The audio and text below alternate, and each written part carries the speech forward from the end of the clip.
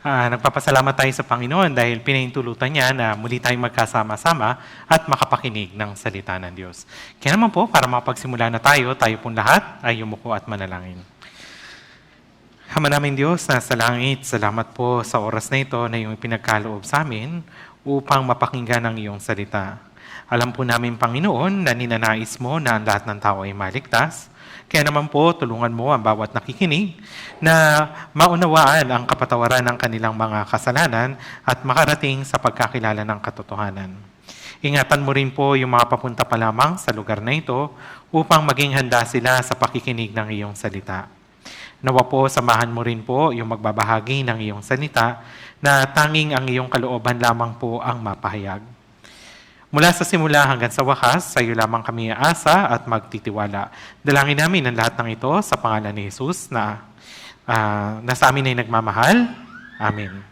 So, tingnan po natin yung unang talata. Muli po, maaring kabisado na ng lahat ng mga tao. Unang Timoteo, chapter 2, verse 3 hanggang 4. Basahin natin ng sabay. Ito'y mabuti at kaaya-aya sa paningin ng Diyos na ating tagapagligtas, na nagnanais na ang lahat ng tao ay maligtas at makarating sa pagkakilala ng katotohanan. So muli, ang layunin ng Bible Seminar na ito ay maging mabuti at kaaya-aya tayo sa paningin ng Diyos. Ibig sabihin, kailangan tayong maligtas, kailangan na makarating tayo sa pagkilala ng katotohanan. So nasa huling bahagi na tayo ng ating Bible Seminar. So alam ko, kagabi medyo yung iba sa atin ay medyo malungkot dun sa kanilang napakinggan dahil nalaman nila na sila ay isang makasalanan. At liban pa doon, ay ang dulo pala nito ay kapahamakan. Ibig sabihin, mapupunta pala tayo sa impyerno. Kaya naman po, itong araw na ito ay panghawakan natin yung pangako ng Diyos na ito. Na nais niya na ang bawat isa sa atin ay maligtas. Ang gagawin po natin ay patuloy nating sasaliksikin yung salita ng Diyos. Kasi sabi sa 1 chapter 5 verse 39 na sa pagsasaliksik natin ng kasulatan o ng Biblia ay iniisip natin na meron tayong buhay na walang hanggan, which is actually totoo. Sa pamagitan ng pagsasaliksik natin ng Biblia, makakamtan natin yung buhay na walang hanggan. Gusto niyo po ba magkaroon ng buhay na walang hanggan? Abay, syempre. So, paano nga ba magkakaroon ng buhay na walang hanggan? Kailangan makilala natin ang iisang Diyos na tunay at si Jesucristo na kanyang sinugo. Ito yung sabi sa Juan, chapter 17, verse 3. So, mula day 1, 2, 3, 4, ang nakilala po natin ay ang Diyos. Tama po ba? Yung Diyos, siya yung tagapaglikha. At the same time, siya ay isang hukom na araw-araw ay may galit. Matuwid siyang hukom. Pero so far, kilala mo na ba si Jesus na naayon sa salita ng Diyos? Maaring marami sa atin ay familiar dahil si Jesus ay madalas nakikita sa harapan na nakapako sa krus. Pero, sino nga ba talaga si Jesus? Sa araw na ito, siya yung kikilalanin natin. Upang sa gayon, magkaroon tayo ng buhay na walang hanggan. So muli, balikan muna natin kung sino nga ba tayo. Tayo, yung mga tao na isinilang sa mundong ito at meron tayong tatlong yugto ng ating buhay. Yung unang yugto ng ating buhay ay nung 9 months, tama po ba? Pero habang nasa sinapupunan pa lang tayo ng ating ina, sa Awit chapter 51, verse 5, nasabi na tayo ay ipinaglihi sa kasalanan, ipinanganak sa kasamaan. Kaya naman, kahit hindi tayo tinuturuan na magsinungaling, natuto tayong magsinungaling. Dahil nga, mula tayo sa binhi ng kasalanan, lahat tayo ay makasalanan. Yan yung sinasabi dun sa Roma, chapter 5, verse 12. Ngayon, para makapasok ka dun sa next stage ng iyong buhay, kailangan mong maipanganak. Tama po ba? Kailangan mo ritong maipanganak. Saan ka maipapanganak? Sa iyong laman. So, kailangan kang maipanganak sa iyong laman. At nalaman natin yung buhay natin dito sa second stage ng ating buhay ay 70 hanggang 80 years lamang. Ibig sabihin, meron itong katapusan. Pagkatapos nito, anong mangyayari? Tayong lahat ay haharap sa hukuman kung saan lahat ng mga lihim na bagay ay ihahayag, maging ito'y mabuti o masama. Pagtawas nating mamatay, Hebreo chapter 9 verse 27, anong sabi nito? Pagkatapos ay ang paghuhukom. Paano nga daw tayo huhukuman? Nakasulat ito sa Apocalypse chapter 20. May dalawang aklat na ilalabas. Mga aklat at aklat ng buhay. Susuriin ka sa pamagitan ng mga aklat. Tapos, kapag hindi ka natagpuan sa aklat ng buhay, saan ka po dadalhin? Dadalhin ka sa impyerno.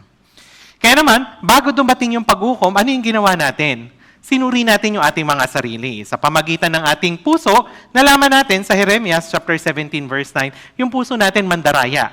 Di ba? Madumi ito. Nung nalaman nga natin, punong-puno ito ng mga kasalanan. At gayon din, sa pamagitan ng kautosan, nalaman natin lahat tayo ay makasalanan. Pero ito yung problema. Sa loob ng 70 to 80 years ng ating buhay, o dun sa second stage ng ating buhay, ano yung mas napagtutuunan natin ng pansin? Laman o espiritu? Sa loob ng second stage ng buhay, ano yung napagtutuunan ng pansin ng mga tao? Espiritu o laman? Sa maraming pagkakataon ay laman. Nagiging abala na tayo at hindi na tayo nagkakaroon ng mga katanungan patungkol sa ating espiritu. Kung ganito yung mangyayari at mamamatay tayo nang hindi natin nalaman yung kahalagahan ng ating espiritu, papasok tayo sa huling yugto ng ating buhay. Ito yung walang hanggan. Kaya lang hindi isa ang walang hanggan, tama po ba? Dalawa ang walang hanggan. Buhay na walang hanggan at walang hanggang paghamak.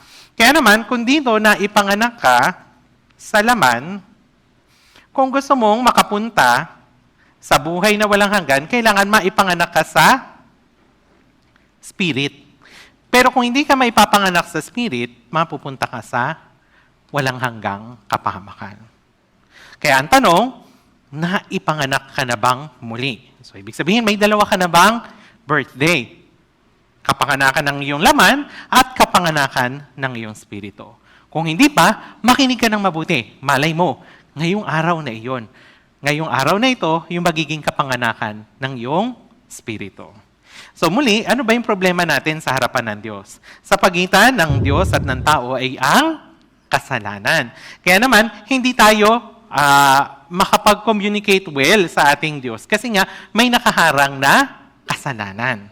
So ano yung kailangan nating gawin o ano yung kailangan mawala? Ano yung kailangan mawala para makalapit tayo sa Diyos? Kailangan ang kasalanan ay mawala. Sa pagitan ng tao at ng Diyos, kailangang mawala ito.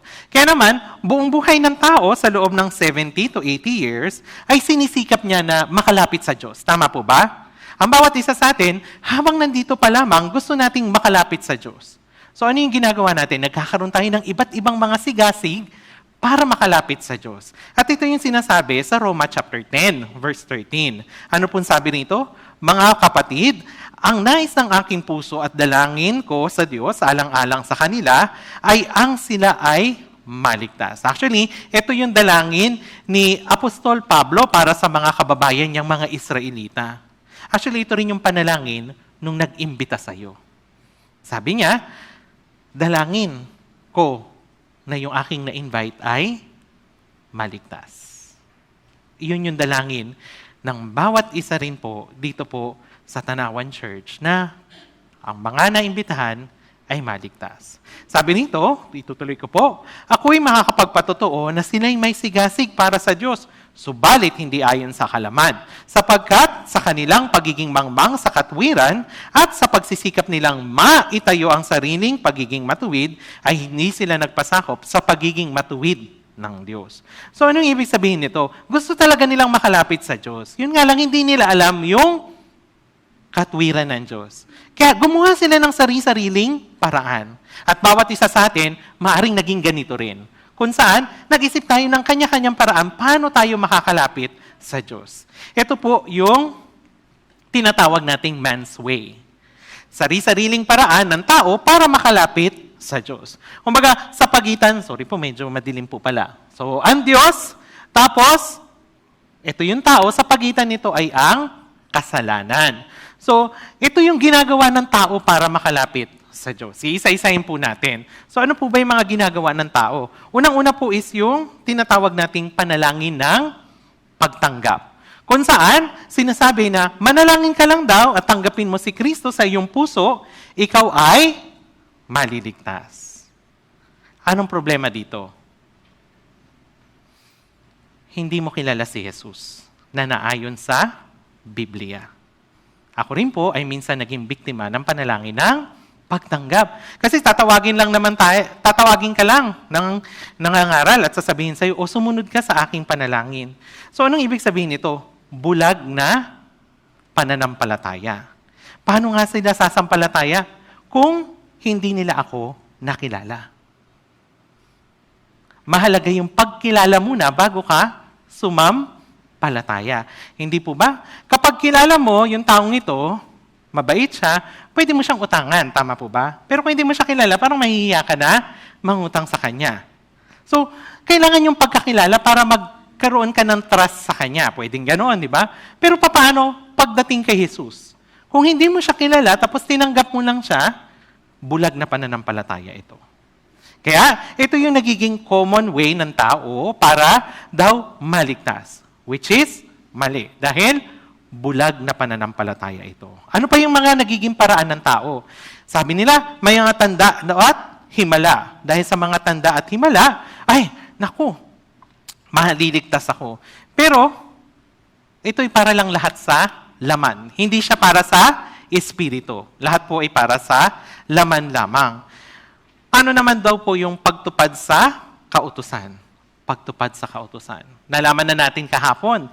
Tama po ba? Hindi natin matutupad yung buong kautusan. Kaya naman, sino mang sumusunod sa kautusan ay nasa ilalim ng sumpa. Yan yung sinasabi ng Galatia chapter 3 verse 10. Bakit nasa ilalim ng sumpa? Kasi never mong masusunod yung kautusan. So never ka makakapunta talaga sa langit. Ano pa po? Sabi, yung paggawa ng mabuti. Paggawa ng mabuti.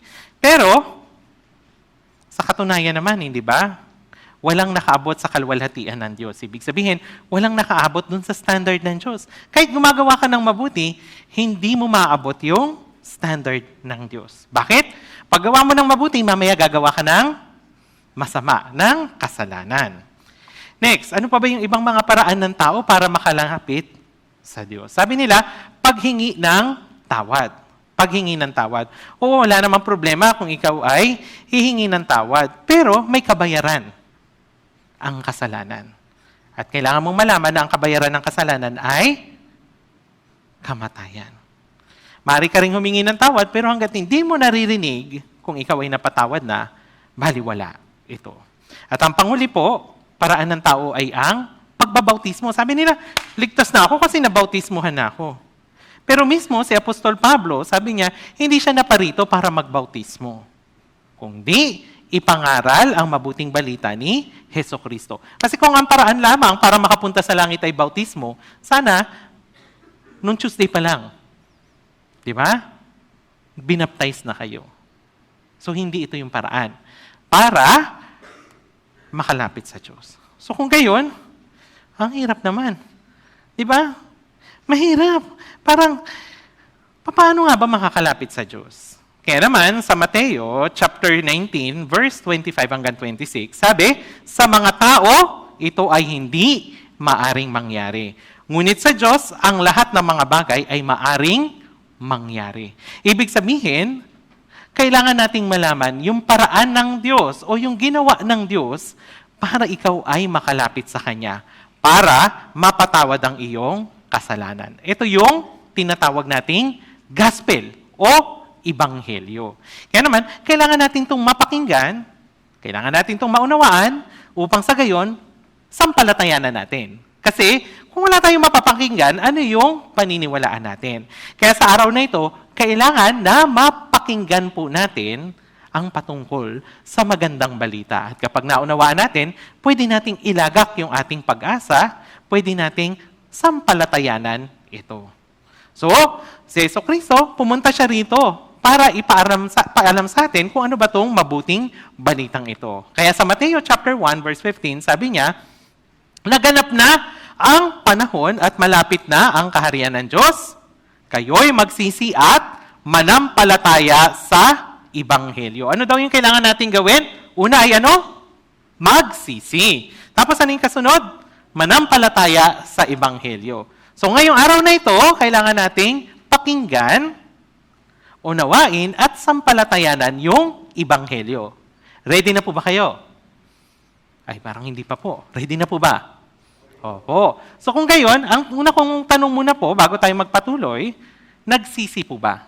Kasi ang sabi, magsisi at manampalataya sa Ebanghelyo. So, kahapon sabi po ay, mahalaga ang pagsisisi. Paano gagawin ito? Kausapin mo ang Diyos sa pamagitan ng panalangin. Nakapagsisi ka po ba kagabi? Yan. So kung hindi mo ito nagawa, huwag ka mag-alala. Habang tayo ay patuloy na nag-aaral ng salita ng Diyos, kausapin mo ang Diyos. At magsisi. Pero ano nga ba yung pagsisisi? Naunawaan natin sa Awit chapter 7, verse 11 hanggang 12, na yung Diyos ay hukom na matuwid. Araw-araw, isang Diyos na araw-araw ay may galit. Kung hindi magsisisi ang tao, ihahasa ng Diyos ang tabak nito at kanyang inihahanda at inuumang ang kanyang palaso. Naalala ninyo ito? Tama po ba? So, kung hindi daw magsisisi yung tao, ibibigay ng Diyos yung kanyang hatol. Kaya mahalaga yung pagsisisi. Sa Awit chapter 34, verse 18, sinabi sa atin, ano nga ba itong pagsisising ito? Yung Panginoon ay malapit sa may pusong wasak. Inililigtas ang mga may bagbag na diwa. Anong ibig sabihin nito? Siya yung naghahanap. Siya yung naghahanap. Paano siya maliligtas? Siya yung naghahanap na paano mapapatawad yung kanyang kasalanan? Siya yung naghahanap sa Diyos. Ikaw ba ito? Nawa, ikaw yung taong naghahanap ng kapatawaran ng kasalanan. Upang sa gayon, ikaw ay maligtas.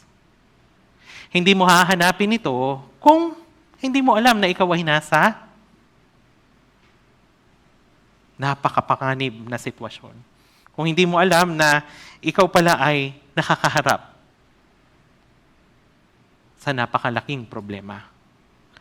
Kapag naunawa mo na ikaw pala ay nasa ganitong sitwasyon, hahanap ka ng paraan para ikaw ay maligtas. So ano nga po ba ang pagsisisi? Hindi ko alam kung kilala niyo po yung babaeng ito. Kilala niyo po ba siya? Yan. So noong 2002, nag-implement po ang government ng no vaccine, no ride policy. Hindi po ba? Sabi, pag wala kang vaccine, hindi ka po pwedeng sumakay. Kaya diba, nagkaroon ng mga vaccine card, ganyan. So ito, yung babaeng ito, naging sikat siya sa news. Galit na galit siya kay Duterte. Sabi niya, di ba, isa siyang tindera. Sabi niya, pahirap ka, Duterte ka! Ayan. Bakit kailangan pa namin magpabakuna? Ayan. Galit na galit talaga siya. Ayan. So, naging sikat siya, nag-viral po siya. Nangyari ito January 19, 2022.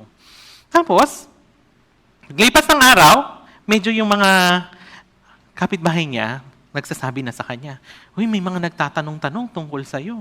May mga pulis na ali-aligid. Ayan. So, 2 days after, January 21, ito na yung itsura niya. Tingnan niyo yung itsura niya kanina, ha?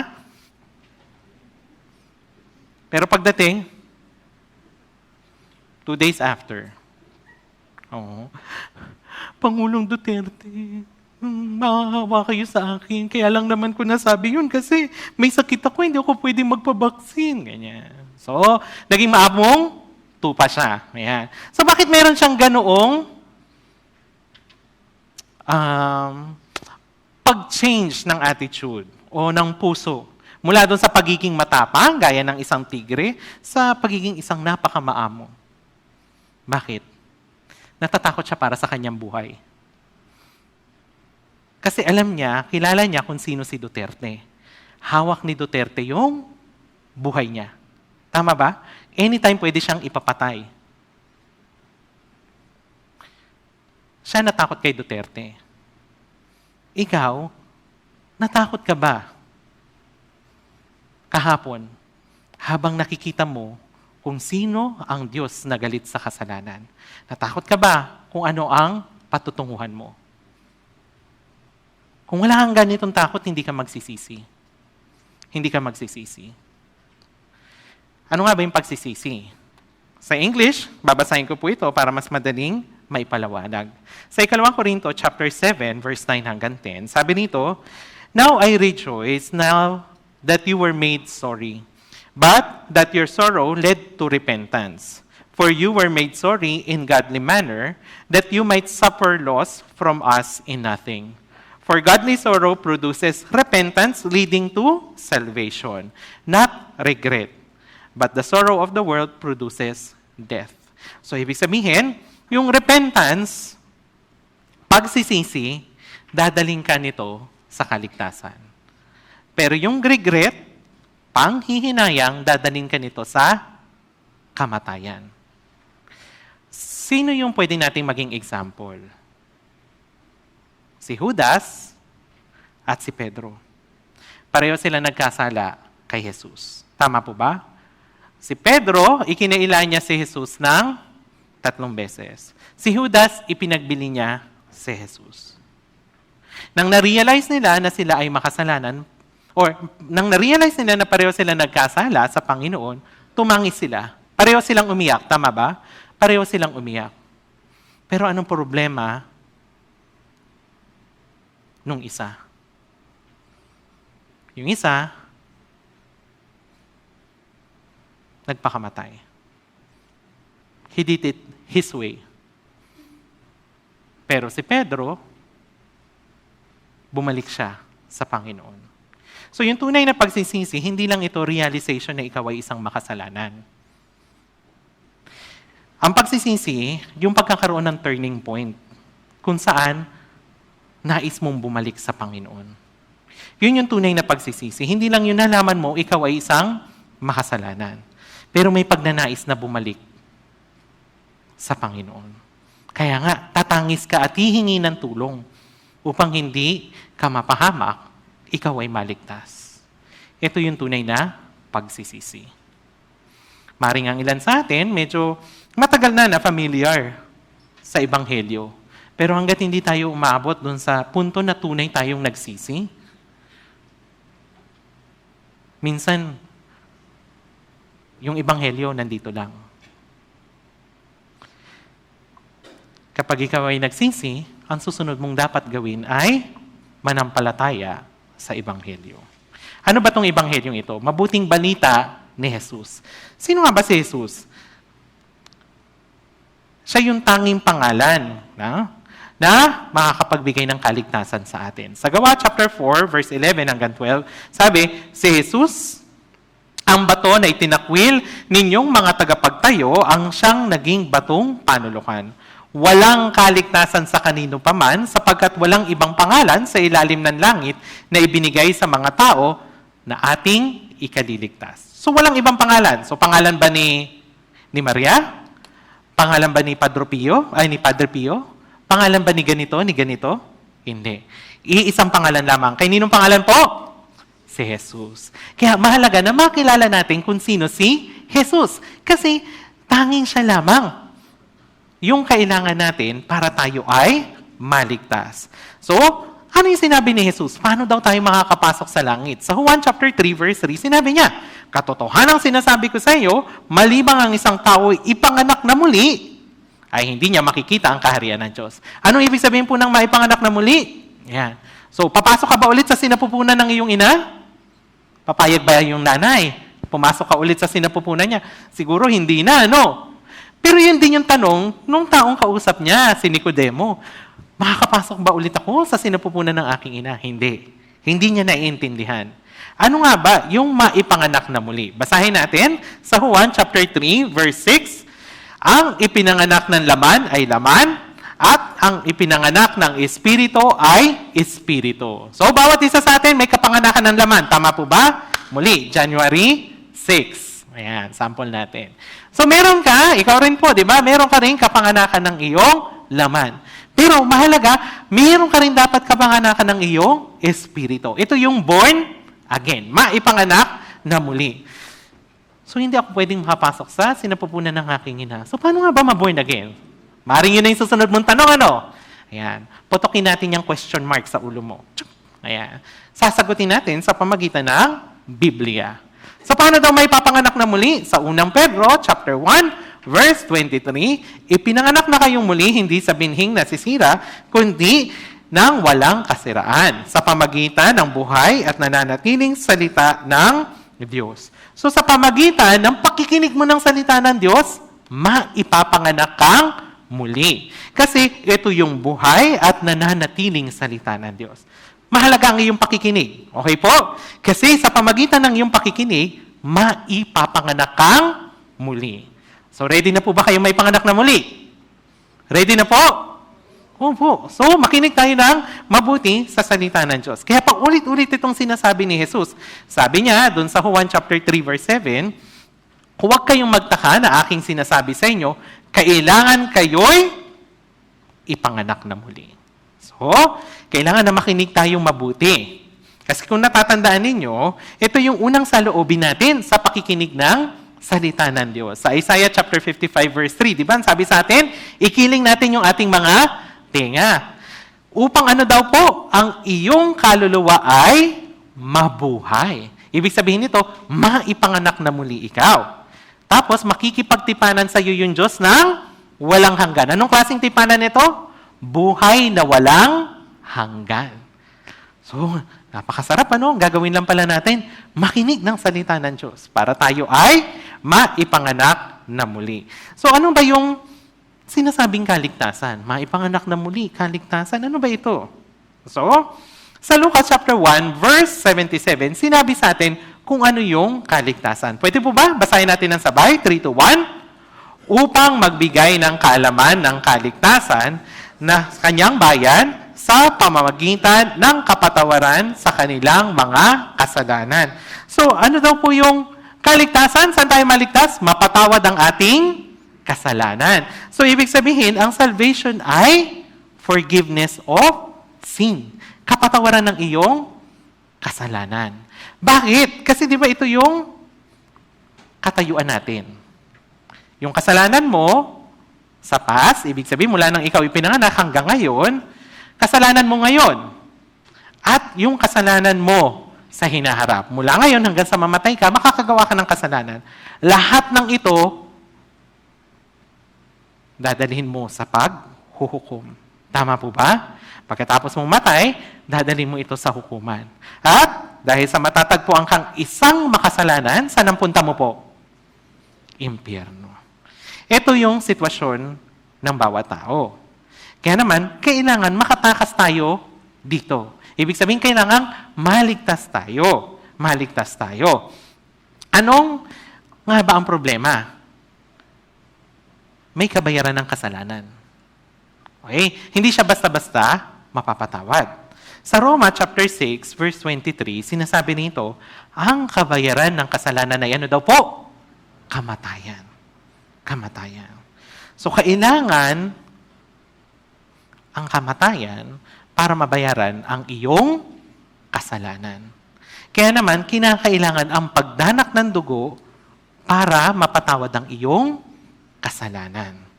Sabi sa Hebreo chapter 9, verse 22, sa katunayan, sa ilalim ng kautusan, halos lahat ng mga bagay ay nililinis ng dugo. At kung walang pagdanak ng dugo, ay walang kapatawaran ng kasalanan. So, kabayaran ng kasalanan ay kamatayan. Ang ebidensya ng kamatayan ay ang pagdanak ng dugo. Kaya kinakailangan ang dugo para mapatawad ang iyong kasalanan. Kung walang pagdanak ng dugo, walang kapatawaran ng kasalanan. Bakit nga ba napakahalaga ng dugo? Sapagkat ang buhay ng laman ay nasa dugo. Siya yung tumutubos ng buhay. Yung buhay mo. Tutubusin sa pamagitan ng pagdanak ng dugo. Kaya makikita natin dito yung dalawang katangian ng Diyos. Ang Diyos, siya ay justice. Ang nire-require niya para mapatawad ang iyong kasalanan ay ano daw po? Kamatayan. Pero, gayunpaman, ipapakita sa atin ang pag-ibig ng Diyos. Bakit? Pwede kang matubos sa iyong kasalanan. Paano daw po? Sa pamagitan ng dugo. Ito yung kaligtasan. Kapag natubos ka, dun sa kabayaran ng kasalanan, maliligtas ka. Para maunawaan mo ito, sa Lumang Tipan, mayroon tinatawag na batas ng pagtubos.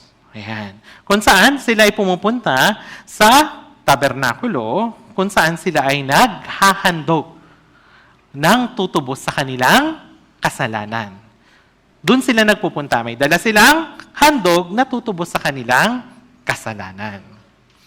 Pero, bago nila ito gawin, ano yung pinakamahalaga? Sa Levitico chapter 4, verse 14, sabi rito, kapag nalaman na ang kasalanan kanilang nagawa. Anong gagawin nila? Yung kapulungan ay magdadala ng isang guyang toro bilang handog pang kasalanan. So gagawin lang nila or isasagawa lamang nila yung handog pang kasalanan kung nalaman nila sila ay makasalanan. Pero kung hindi nila alam na sila ay makasalanan, hindi sila maghahandog. Malinaw? So mahalaga yung una ay pagkilala na sila ay isang makasalanan, na nagkasala sila. Kaya naman, ang tanong, makasalanan ka ba? Kung ikaw ay makasalanan, hahanapin mo yung tutubos sa iyong kasalanan. Sila doon sa lumang tipan, kapag nalaman nila na sila ay may kasalanan, magdadala sila ng handog pang kasalanan. Pero hanggat hindi nila nare-realize, nalalaman na sila ay may kasalanan, hindi nila to gagawin. So, ano yung gagawin nila? Dito na lang po tayo. Yan. So, una, magdadala sila ng handog. So, yung handog na ito, susuriin ng pari dun sa may harapan ng tabernakulo. Kung wala itong problema, ipapasok na ito, tapos makikita natin dito sa susunod na larawan, ipapatong yung kamay dun sa handog at pagkatapos, papatayin yung handog. Bakit papatayin? Kasi kukunin yung dugo. Pagkakuha ng dugo, papasok sa tabernakulo, doon sa holy place, upang sa gayon ay maisagawa yung pagpapatawad ng kanilang kasalanan ayon sa panuntunan ng Diyos. Para higit natin itong maunawaan po, ipi-play ko po yung videong ito. Panoorin po natin.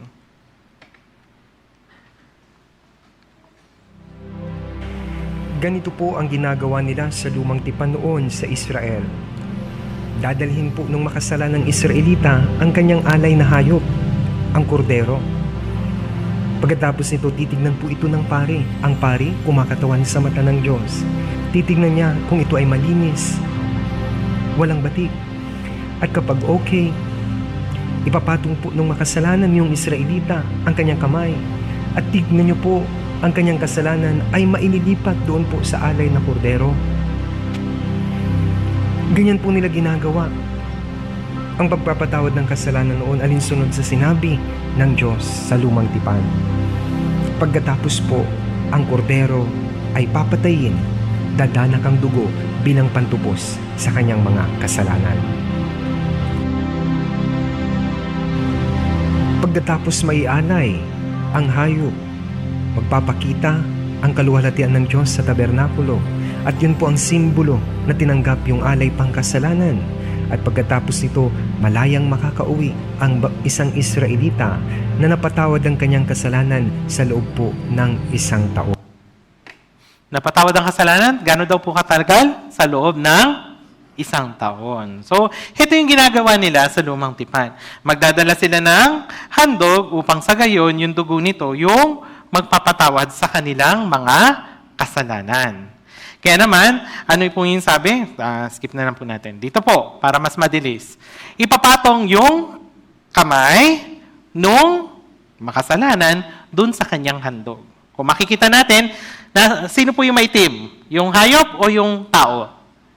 Yung tao, maitim. Tapos, meron siyang dalang kasalanan. Tama po ba? Tapos niyang manalangin, okay, ayon ito sa pananampalataya sa sinabi ng Diyos. Okay? Kasi ito yung instruction ng Diyos. Tapos naniwala sila dun sa instruction ng Diyos. Kaya naman, yung kasalanan, nasaan na po? Nasa hayop na. Nasa hayop na. Muli, ginagawa ito kasi ito yung sinabi ng Diyos na paraan para mapatawad ang kasalanan nila noon. Okay po? So, isa siyang anino para maunawaan natin yung kapatawaran ng kasalanan sa atin. Okay po? So, ang ginagawa nila, 1 beses sa 1 taon, sila po ay nagtitipon, yung mga Israelita. Tapos, magdadala sila ng handog pang kasalanan. So, yung kasalanan ng buong Israelita ng buong taon, maililipat po doon sa hayop. Kaya naman, sino magpapadanak ng dugo po? Siyempre, yung hayop. Sa kanyang pagdanak ng dugo, napatawad yung kasalanan ng mga Israelita. Napatawad yung kasalanan ng mga Israelita. Pero gaano katagal lamang po daw yung kapatawaran ng kasalanan nila? 1 taon. So, alin yung nag-alis ng kasalanan nila? Dugo. Sa pamagitan ng pagdanak ng dugo, napatawad ang kanilang kasalanan. Sa pamagitan ng dugo. Oh, yun pala. Para mapatawad ang kasalanan, kailangan ng dugo. So, maring iniisip mo na, so, kailangan ko pala ng handog. Okay? So, actually, yun ay anino lamang. Kaya nga, sa Hebreo chapter 10 verse 1, sabi nito, pwede po ba basahin natin ng sabay? 3, 2, 1. Yamang ang kautusan ay anino lamang ng mabubuting bagay na darating at hindi ang tunay na larawan ng mga bagay na ito, kailanman ay hindi nito mapapasakdal ang mga lumalapit sa pamagitan ng gayunding mga alay na laging inihahandog taon-taon. So sabi rito, na anino lamang yung ginagawa nila noon ng paghahandog ng isang hayop. May mabuting bagay na darating. Ito yung maganda. Kasi malalaman natin yung mabuting bagay na darating. Bakit nga ba hindi ito ganap? Kasi kailangan nila itong gawin ng taon-taon na magpapaalala sa kanila na sila ay may kasalanan. Kaya naman, sa susunod na verse 3 hanggang 4, sabi, ngunit sa pamagitan ng mga handog na ito ay may pagpapaalala ng mga kasalanan taon-taon. Sapagkat hindi maaring mangyari na ang dugo ng toro at ng mga kambing ay makapag-aalis ng mga kasalanan. So hindi pala pwede sa pamagitan ng kambing at mga toro mapapatawad yung kasalanan completely or entirely. So kung gayon, ano yung kailangan? Anino lang yon. So may mabuting bagay na darating. Sino siya? Si Kristo. Sa verse 5, sabi nito, kaya't pagdating ni Kristo sa sanlibutan, ay sinabi niya, hindi mo na isang alay at handog, ngunit ipinaghanda mo ko ng isang katawan. So hindi niya nanais yung mga handog ng mga hayop, kung hindi, mismo yung Diyos. Ito yung mangharito, napakadakila. Kasi, ngunit ipinaghanda mo ako ng isang katawan. Sino yung naghanda? Mismo ang Diyos. Ang naghanda ng isang katawan para sa iyo. Sino siya? Si Kristo. Si Kristo. Kaya naman pagdating sa verse 10, anong sabi dun sa verse 10? At sa pamagitan ng kalooban niya, tayo'y ginawang banal sa pamagitan ng pag-aalay ng katawan ni Kristo, minsan magpakilanman. So ito pala yung ginawa ni Kristo.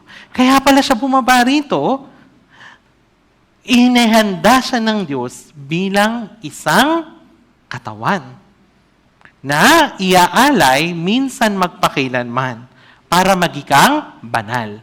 Ibig sabihin, kahapon nalaman natin hindi tayo banal. Tama po ba? Kasi tayo ay mga makasalanan. Makasalanan tayo. Pero dahil kay Hesukristo, sa pamamagitan niya, ginawa tayong banal. Kaya dati, ang kinakailangan ay paghandog ng hayop. Pero anino lamang ito? Pero sa ngayon, ano daw po ang ginawa ng Diyos? Sinugo niya mismo si Hesukristo bilang isang katawan para sa iyo. Para gawin kang banal. Ibig sabihin, hindi makasalanan. Kaya naman, nung nakita siya ni Juan na tagapagbautismo, ang nasabi niya, narito ang kordero ng Diyos na nag-aalis ng kasalanan ng sanlibutan. Ganun niya nakita si Jesus bilang isang kordero. Mag-aalis ng kasalanan ng alin daw po? Sanlibutan. Ibig sabihin ng lahat ng tao. Lahat ng tao. Aalisin niya, aakuin niya yung lahat ng kasalanan. Yun pala ang ginawa ni Jesus. Siya yung kordero ng Diyos. Kaya naman, kung hindi mo inaamin na ikaw ay isang makasalanan, walang kinalaman sa iyo si Jesus. Sa Marcos chapter 2, verse 17, ito yung sinabi niya, hindi ako naparito para sa mga matutuwid, kundi para daw kay nino? mga makasalanan. Kaya kung sinasabi mo, hindi ako makasalanan, yung kapitbahay namin ng makasalanan, ay walang kinalaman sa iyo si Jesus.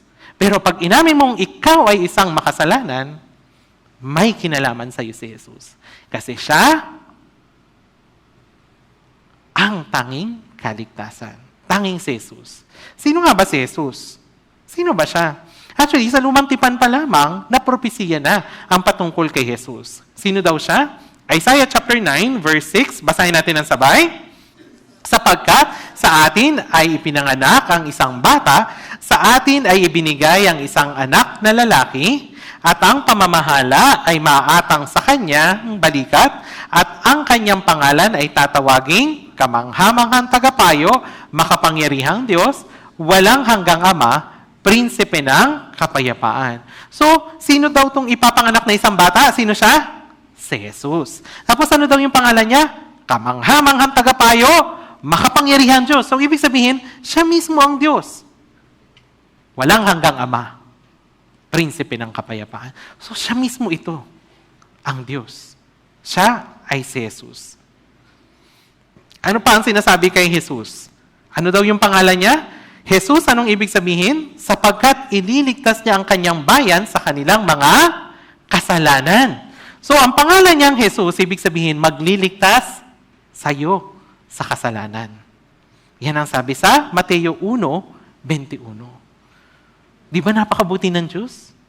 Sinugo niya mismo ang kanyang anak na si Jesus para sa atin na maging banal. Na, ano daw po, ililigtas tayo sa kasalanan. Siya si Jesus. Siya si Jesus. Actually, sa Philippians chapter 2, verse 6 hanggang 8, sinasabi nito, nasaan niyo siya ng Diyos? Nasaan niyo siya ng Diyos? Ngunit, hinubaran niya yung kanyang sarili, kinuha niya yung anyo ng isang alipin. Naging siyang tulad ng tao. Tapos sumunod siya sa kalooban ng Ama. Ano yung kalooban ng Ama? Lahat ng tao ay maligtas. Kaya naman, sumunod siya hanggang sa kamatayan. Maging sa kamatayan man sa krus. Maging sa kamatayan man sa krus. Sino ulit si Jesus? Siya ang kordero ng Diyos. Kordero ng Diyos. Kaya naman pagdating sa Isaiah chapter 53 verse 5, makikilala mo kung ano yung ginawa ni Jesus para sa iyo. Sabi, ngunit siya'y nasugatan dahil sa ating mga pagsuway. Siya'y binugbog dahil sa ating mga kasamaan.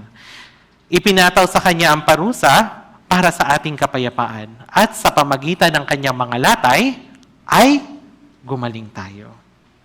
Actually, ikaw dapat yung bubugbugin. Pero ano daw yung nangyari? Siya yung nasugatan. Dahil sa pagsuway mo, siya yung nasugatan. Dahil sa kasamaan mo, siya yung binugbog. Dapat ikaw yung parurusahan, pero sa kanya ipinataw yung parusa. Ikaw dapat yung may mga latay. Pero para gumaling ka, siya yung tumanggap ng latay. Kaya para higit mo itong maunawaan, gagawin nating personalize yung verse na ito. Yung lahat ng word na aking, okay? Lahat ng ating na word, gawin mo itong aking. Tapos, lahat ng word na tayo ay gawin mong ako. So, basahin natin ito ng marahan na pinapalitan yung atin ng aking. Basahin natin ng sabay. Ngunit siya'y nasugatan dahil sa aking mga pagsuway. Siya'y binugbog dahil sa aking mga kasamaan. Ipinataw sa kanya ang parusa para sa aking kapayapaan. At sa pamagitan ng kanyang latay, ay gumaling ako. Ito yung ginawa po ni Jesus. Ito po yung ginawa ni Jesus para sa iyo. Siya yung umako ng lahat. Kung titingnan natin, ito ka, yung puso mo, punong-puno ng kasalanan. Pero, pinasan niya lahat ng kasalanan. Kasi siya yung kordero ng Diyos. Kaya naman, siya yung nakatanggap ng lahat ng sugat, bugbog, lahat ito. para magikang banal. So nakita natin yung puso, di ba, ng taong ito. Kanina, kulay pula, punong-puno ng kasalanan, naging puti, naging banal. Ito ay lahat ang ginawa ni Jesus. Bago siya ipako sa krus, anong ginawa sa kanya? Hinagupit siya. Bakit siya hinagupit? Para dumanak yung dugo. Kasi ano yung nire-require? Kung walang pagdanak ng dugo, walang kapatawaran ng kasalanan. Ito yung nangyari kay Jesus. Liban sa paghampas sa kanya, ano pang ginawa sa kanya? Sinutan siya ng koronang tinik para dumalo yung dugo mula sa ulo. Bakit po? Dahil sa isipan mo ang dami mong kasalanan. Gayun din, pinako yung magkabila niyang kamay. Bakit kailangang ipako? Para dumanak yung dugo sa kanyang kamay dahil ito sa mga kasalanang ginagawa ng iyong kamay. Gayun din, pinako ang kanyang paa dahil ito sa kasalanan na nagagawa ng iyong paa dahil nagmamadali ang iyong paa sa pagpunta sa makasalanang lugar. Gayun din, inulos siya sa tagiliran. Actually, yung pagkakaulos doon, tumagos hanggang sa puso. Bakit? Kailangan dumanak yung dugo mula sa puso dahil sa kasalanan na ginagawa ng iyong puso. 6 na oras siya nandoon sa krus, dumanak ang lahat ng kanyang dugo. Bakit? Para mapatawad ang iyong kasalanan. Panoorin natin ang video ito.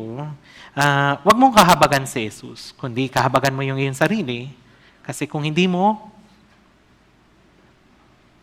nakilala si Jesus, ikaw yung tatanggap ng lahat ng ito.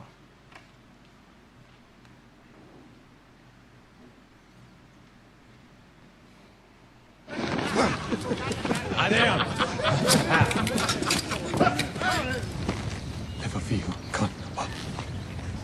Never feel con.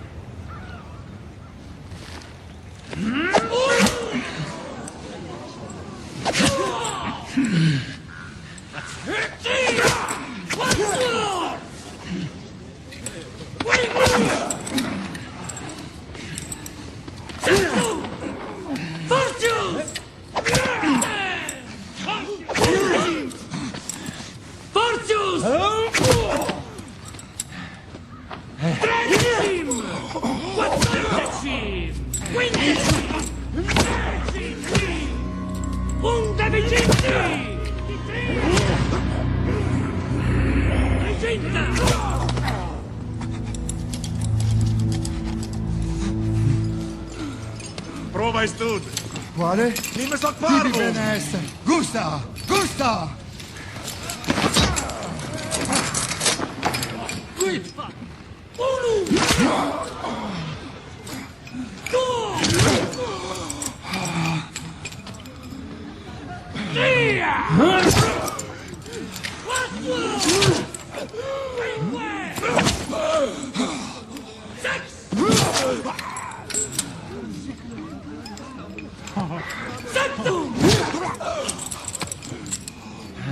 Non fortius!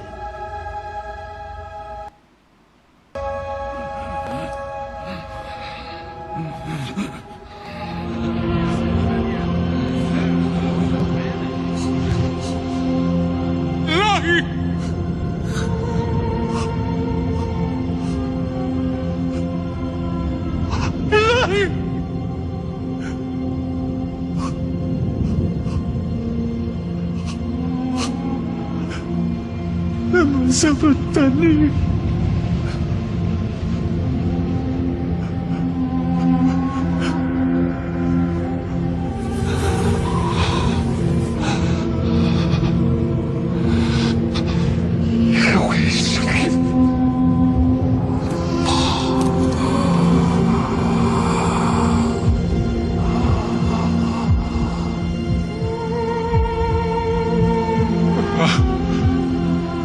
They're dead.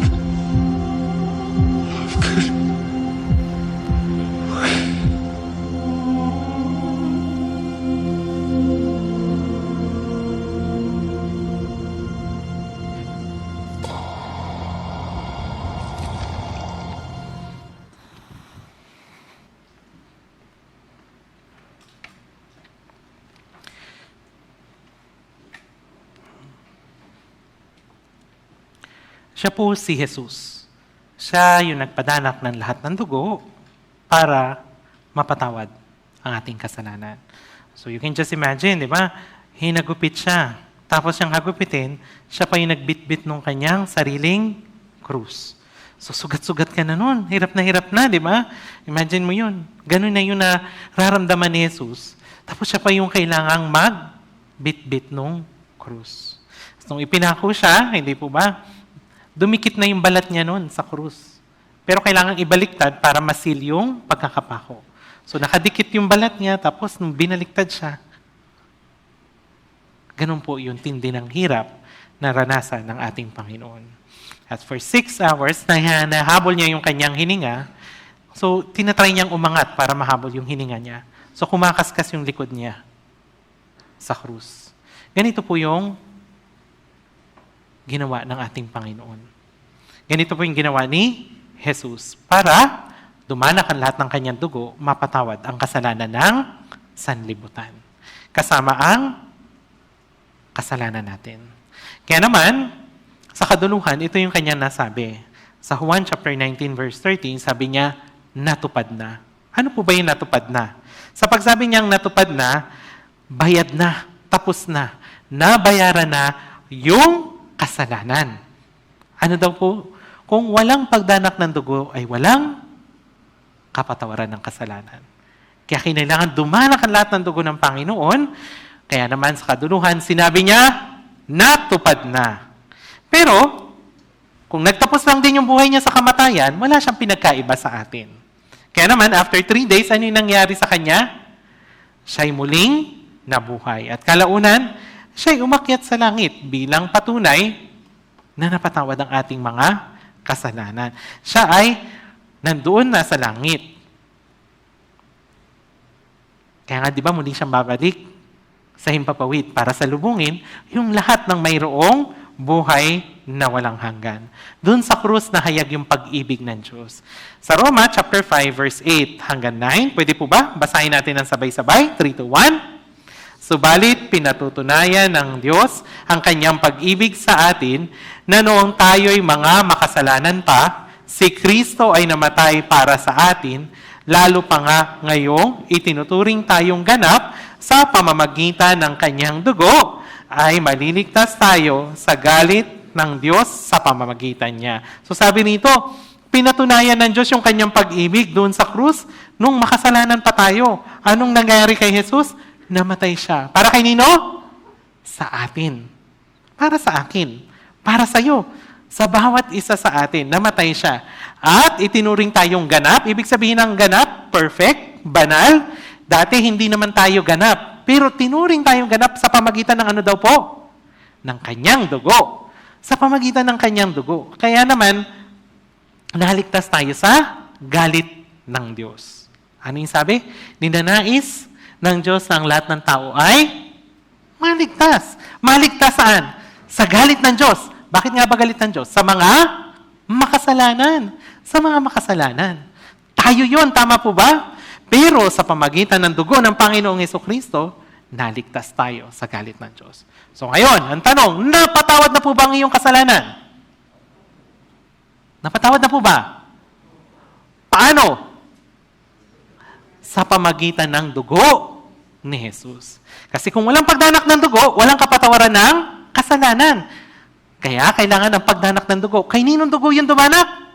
Kay Jesus. Kaya nga doon sa krus, ipinahayag yung katangian ng Diyos, yung pagiging hukom niya. Ano yung nire-require ng Diyos? Kabayaran ng kasalanan ay kamatayan. Yun yung paghukom ng Diyos. Pero yung pag-ibig ng Diyos ay yung pagtubos. May umako nito para maligtas ka. Sino? Si Jesus. Si Jesus. Kaya naman, sa pamagitan ni Jesus, napatawad ang ating mga kasalanan. So, napatawad na po ba ang kasalanan mo? So, kung gayon, galit pa ba sa iyo ang Diyos? Hindi na. So, kung gayon, ligtas ka na ba? Ay, parang hindi masaya. Ay, parang nandun ka pa rin sa mukha nung katulad nung kaninang babae. So, ano? Napatawad na ba ang kasalanan mo? Opo. So, kung gayon, ligtas na. Galit pa ba ang Diyos sa'yo? Ay, hindi na po. So, yan yung mabuting balita ni Jesus. Kung ano yung ginawa ni Jesus para mapatawad ang iyong kasalanan. Ipinasa niya yung kasalanan ng lahat ng tao. Kasi, di ba, siya yung nag-aalis ng kasalanan ng sanlibutan. So, ito yung sanlibutan, yung kasalanan ng buong sanlibutan, ipinasan kay Jesus. Ipinasan siya kay Jesus. At dahil nasa kanya ang kasalanan, kailangan ng pagdanak ng dugo. Dahil dito, siya ay namatay doon sa krus at nasabi niyang natupad na. Natupad na ang pagtubos sa ating mga kasalanan sa pamagitan ng ano po? Ng kanyang dugo.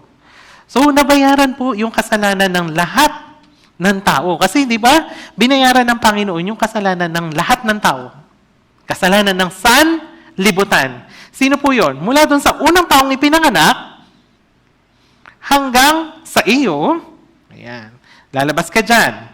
Tapos, makikita mo na, nandyan din yung iyong, yan, yung apo, yung mga anak mo.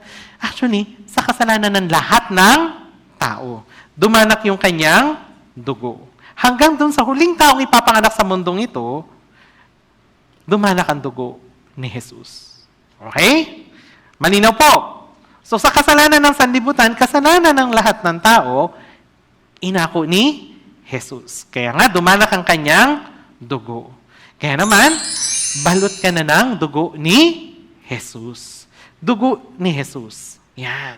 Yun yung pinambayad sa iyong kasalanan. So, bayad na po ba ang kasalanan mo? Tubos na. Paano? Sa pamagitan ng dugo. Kay ninong dugo? Dugo ni Jesus. Ngayon, ang tanong, pinaniniwalaan mo ba? Yun yung pinakamahalaga. Kasi napakinggan mo, pero maaaring hindi mo siya paniwalaan. Kaya ang tanong, pinaniniwalaan mo po ba? Opo. So kung gayon, pupunta na ba ng langit? Eh parang malungkot pa. Ay, naku, yan yung problema. Hindi po ba? Ayan. So, kailangan nating matiyak ito. Sa pamagitan pa rin ng salita ng Diyos. Kasi paano daw tayo may papanganak na muli? Sa pamagitan ng buhay at nananatiling salita ng Diyos. So, kung sakali man po, ngayon mismo, mamatay ka. Makasalanan ka pa ba o hindi na? Hindi na. So kung mamamatay ka ngayon, saan ka pupunta? Langit o impyerno? So anong meron ka? Walang hanggang paghamak o buhay na walang hanggan? Buhay na walang hanggan. So pupunta ka na sa langit. Bakit? Kasi nakilala mo si Jesus. Kasi di ba sabi, ang buhay na walang hanggan makilala ang iisang Diyos na tunay at si Jesucristo na kanyang sinugo. So kung nakilala mo kung sino si Jesus, siya yung nagpasa ng ating kasalanan. Okay. Kaya lang, hindi ka naman agad mamamatay. Tama. Mabubuhay ka pa ng medyo matagal-tagal, di ba? Pero paano kapag ikaw ay nagkasala bago ka mamatay? Ayan. So, kumari. Ayan. Mukhang magkaibigan ba kayo? Parang napaisip siya. Kaibigan ko ba siya? Ayan. So, kumari magkaibigan sila po. No? So, dahil magkaibigan silang matalik, nagbibiruan sila pababa ng hagdanan. Tapos, medyo napikon yung isa. Nilakasan niya yung tulak. Paglakas ng tulak, nabagok ang ulo. Namatay. Ayan. So, syempre, kasalanan yun, di ba? Kasi nakapatay siya. So, sobra siyang nabagabag, tumakbo na siya palabas. Siya namang daan nung service, nasagasaan siya. So, bago siya namatay, nagkasala siya. Saan siya pupunta? Langit o impyerno? Yan eh. Ayan. Parang, hindi tiyan ka. Oh. Bago siya namatay, nagalit siya. Kaya nga napalakas yung tulak niya. Kaya nakapatay siya. Hindi ba? So may puot. Sabi natin, yung puot, mamamatay, tao. So sa ganong punto, saan siya pupunta? Langit o impyerno? Oh, sino nagsabing langit? Sino nagsabing impyerno? Yan. So may nagsabing impyerno, may nagsabing langit. So, paano yung kasalanan na yun? Napatawad na po ba o hindi pa? Tiyak po ba napatawad na? Pati yung kasalanan na yon. So, para matiyak natin, hanapin natin mula dun sa buhay at nananatiling salita ng Diyos. Kung yung kapatawaran ng kasalanan na yon ay kasama. Okay? So, ano yung sinasabi dun sa Hebreo chapter 9 verse 12? Basahin natin ang sabay. At hindi rin sa pamagitan ng dugo ng mga kambing at mga toro, kundi sa pamagitan ng kanyang dugo, siya ay pumasok na minsan magpakailanman sa dakong banal, sa gayoy tinitiyak ang walang hanggang katubusan. So sabi na hindi sa pamagitan ng dugo ng mga toro at mga kambing, kundi sa pamagitan ng kanyang sariling dugo. Kay ninong dugo po ito? Kay ninong dugo? Tama po, kay Jesus. Yan. Tapos anong ginawa niya? Diba? Nagpadanak siya ng dugo, pagkatapos nun, pumasok siya minsan magpakailanman sa dakong banal. So ilang beses niya ginawa yung pagdanak ng dugo? Minsan lang. So once lang, di ba? Isang beses lang. So para sa kasalanan yun, bababa pa ulit si Jesus para dumanak ang kanyang dugo? Hindi na. Kasi minsan lang iyong ginawa ni Jesus. Ano yung tiniyak ni Jesus? Walang hanggang katubusan. So hindi natubos yung kasalanan niya lang hanggang ngayon, kundi walang hanggang katubusan. Pati yung kasalanan niya sa hinaharap. So para higit natin itong maintindihan. Kasi kanina, hindi po ba, kasalanan ng sanlibutan, yung nakikita natin. Pero tingnan natin yung kasalanan natin, individually. So, 2,000 years ago, dumating si Jesus upang isa katuparan ang pagpapatawad ng ating mga kasalanan sa pamagitan ng pagdanak ng kanyang dugo. So, ikaw ipinanganak, kailan? 19? Ay, hindi pala, 2,000 ka na ba pinanganak? Kailan ka pinanganak? 2,000? Oo. 1989?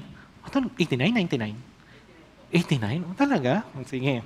So, 1989 siya ipinanganak. Ayan. So, 1989, ipinanganak siya.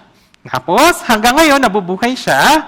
Ngayon po ay, ano pong araw ngayon? Petsa 24 ng Pebrero. Ayan. Tapos, mabubuhay pa siya ng mga ilang taon bago siya mamamatay. So, may kasalanan siya na ginagawa noon, ngayon, at sa hinaharap. Lahat ba ng kasalanang ito inako ni Jesus? Opo, inako lahat ni Jesus, di ba? Ipinasa niya lahat ng kasalanan ng sanlibutan. So, ibig sabihin, lahat ng kanyang kasalanan na kay Jesus na. Dumanak ang dugo ni Jesus para mapatawad ang kanyang kasalanan. So, ano na nangyari dun sa taong ito? Nung nalaman niya na napatawad na pala ang kanyang kasalanan, inako na pala lahat ni Jesus yung kanyang kasalanan, naging banal na siya. Naging puti na, hindi po ba? So sa paningin ng Diyos, hindi sa paningin ng tao ha, sa paningin ng Diyos, siya ay malinis na, matuwid na. Kaya naman, tinubos niya yung lahat ng kasalanan 2,000 years ago.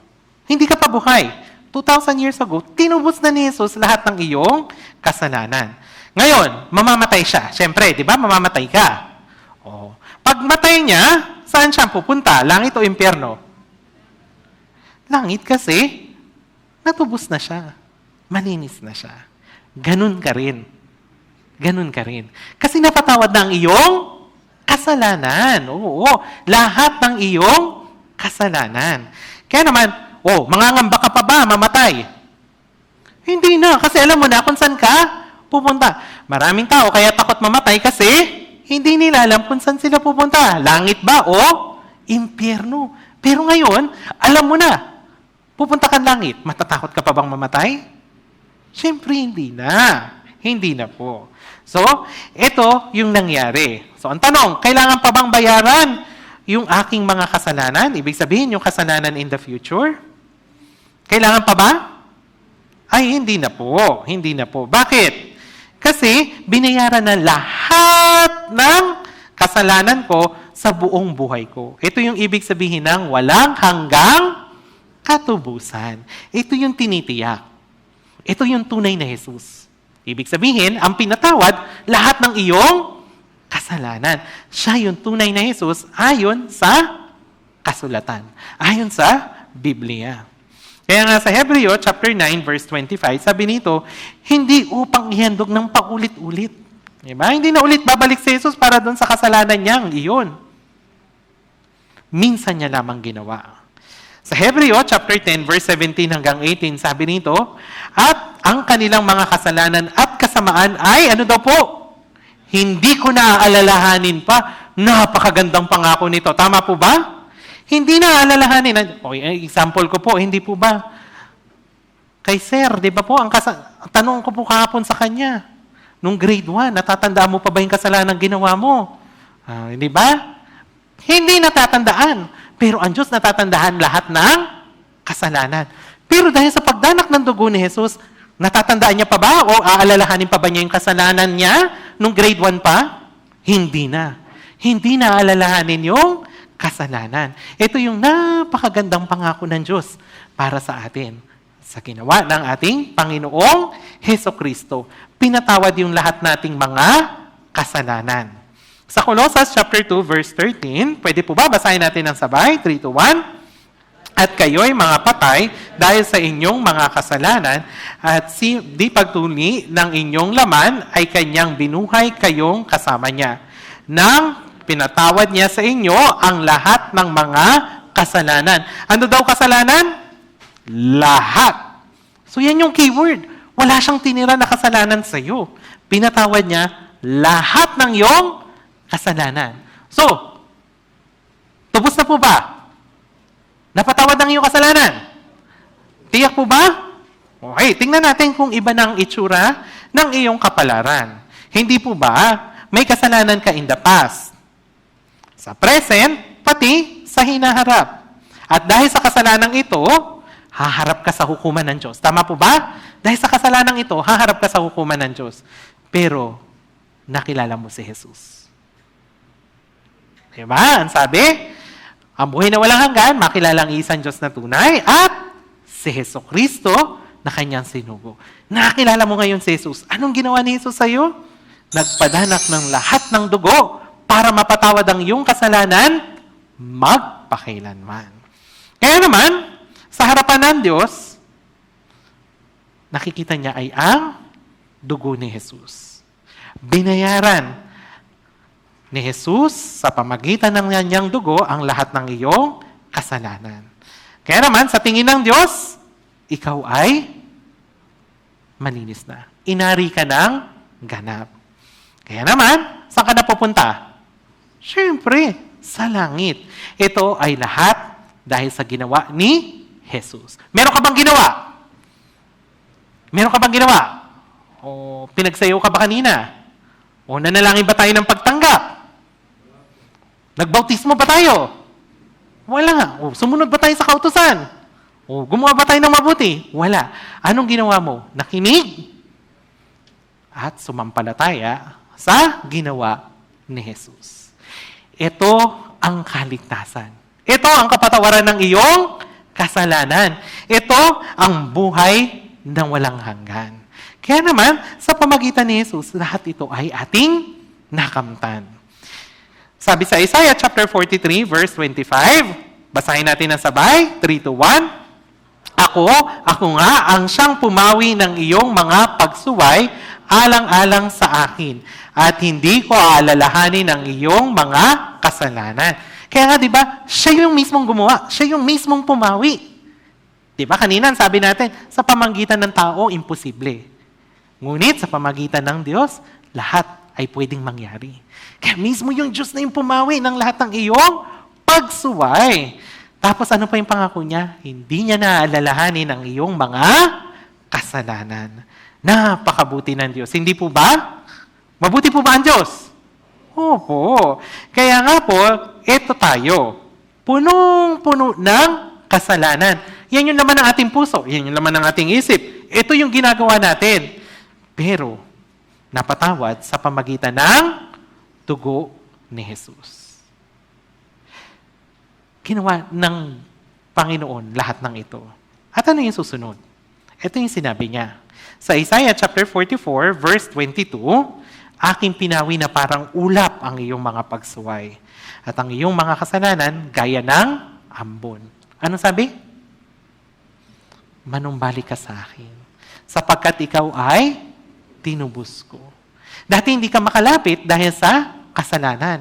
Pero anong ginawa na ng Diyos? Siya na mismo yung pumawi. Anong gagawin mo? Sabi ng Diyos sa'yo, manumbalik ka sa akin. Kaya ngayon, pwede na tayong lumakad bilang anak ng Diyos. Kasi siya na yung gumawa ng lahat ng ito. So, ano nga ba ang kapatawaran ng kasalanan? Sa Efeso chapter 1, verse 7, sabi nito, sa Kanya'y meron tayong katubusan sa pamagitan ng Kanyang dugo, na kapatawaran ng ating mga kasalanan ayon sa kayamanan ng Kanyang biyaya. Katubusan sa pamagitan ng Kanyang dugo. Kay nino po ulit na dugo ito? Kay Jesus. Tama po. Dugo ni Jesus. Sa pamagitan ng, kapamagitan ng dugo ni Jesus, nagkaroon tayo ng kapatawaran ng ating mga kasalanan. Kapatawaran ng ating mga kasalanan. Kaya naman, di ba? Sa pagitan ng Diyos at ng tao ay ang kasalanan. Hindi natin kayang alisin. Pero, ngayon, sa pagitan ng Diyos at ng tao ay ang dugo ni Jesus. Pinawi niya lahat ng ating mga kasalanan. Anong gagawin natin? Manumbalik. Manumbalik tayo sa Kanya. Ito yung magandang regalong ibinigay sa iyo ng Diyos. Biyaya. Biyaya. Sa Efeso chapter 2, verse 8, ito yung aking salvation verse. Yan. Ito po yung salvation verse ko. Kasi noon din, iniisip ko, para makalapit ako sa Diyos, kailangan may gawin ako. Kailangan may gawin ako. Kaya nga nagsisigasig ako noon sa church. Kailangan maglingkod ako sa church. Kailangan lagi ako magpakitang tao.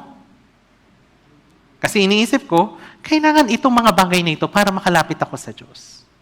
Pero sa pamagitan ng talatang ito, naunawaan ko. Biyaya ng Diyos. Basahin natin ng sabay. Sapagkat sa biyaya kayo'y naligtas sa pamagitan ng pananampalataya. Ito'y sa pamagitan ng inyong sarili, ito'y kaloob ng Diyos. So sabi nito, naligtas sa pamagitan ng pananampalataya. Ano yung pinanampalataya na natin? Dugo ni Jesus. Na siyang kapatawaran ng ating mga kasalanan. Natanggap natin ito ng libre. Hindi po ba? Pumupunta tayo dito. Libre ang service, libre ang kape, libre ang dinner. Lahat po, libre. Bakit libre? Para ikaw ay maligtas. Para ikaw ay maligtas. Pero ito na, libre nang ibibigay sa iyo. Tatanggapin mo o hindi? Nasa iyo. Kung tatanggapin mo, hindi, di ba? Pero, grabe naman yan. Regalo ng Diyos, tatanggihan mo ba? Ay, siyempre hindi. Dahil sa napakadakila ng regalo ng Diyos, ang gagawin lang natin ay tanggapin ito. Ito yung kapatawaran ng ating mga kasalanan. So,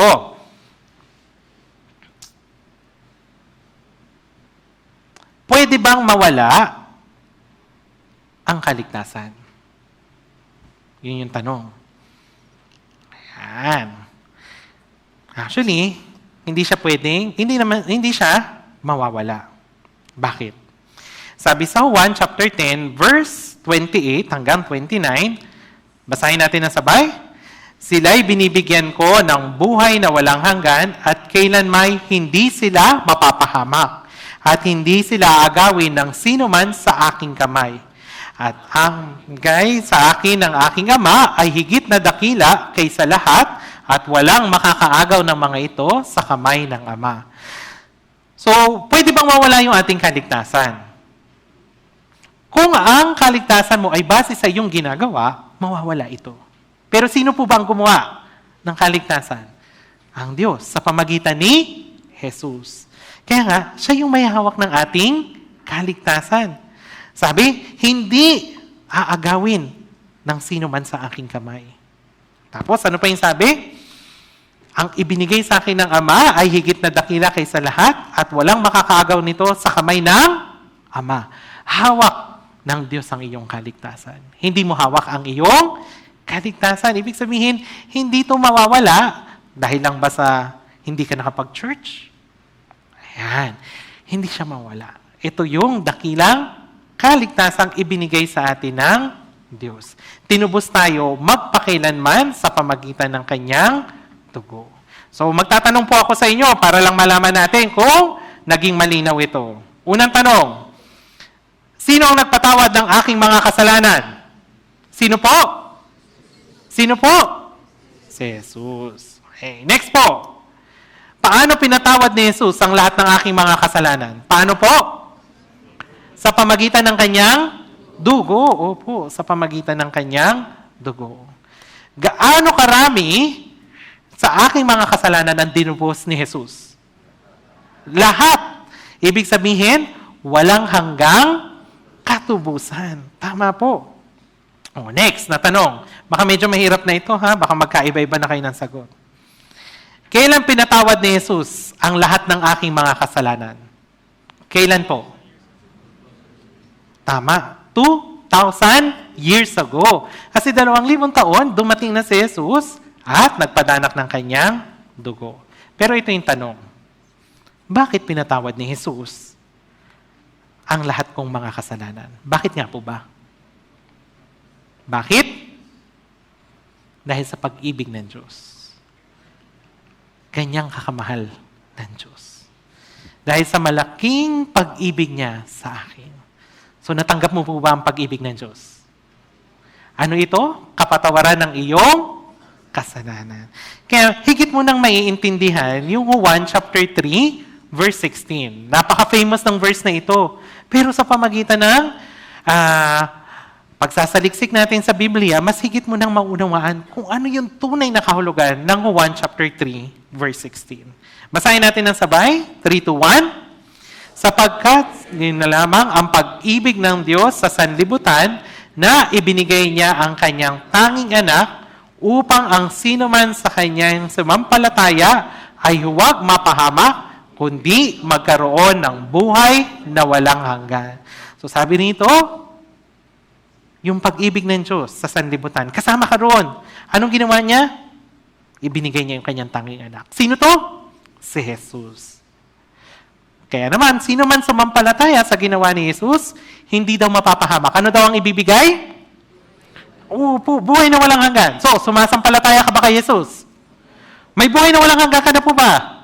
Opo. So, tingnan mo, napakabuti ng Diyos. Tama po ba? Kaya, bigyan natin ng pasasalamat ang Panginoon sa pamagitan ng pagpalakpak po sa Kanya. O, pagpapasalamat sa pamagitan nito. Ayan. So, napakabuti ng Diyos. Hindi po ba? Ayan. Pero, kailan mo ito naunawaan? Ito yung mahalaga. Kasi, ito yung araw kung kailan na ipanganak ang iyong espiritu. Mayroong araw kung kailan ka ipinanganak. January 6. Ayan. Famous ka tuloy dahil sa January 6 na ito. No? So, mayroon kang kapanganakan. Tama po ba? Sa iyong laman. Pero kailan ang kapanganakan ng iyong espiritu? Ng araw na naunawaan mo yung kapatawaran ng iyong kasalanan. Ito yung sinasabi sa Colossus chapter 1, verse 6.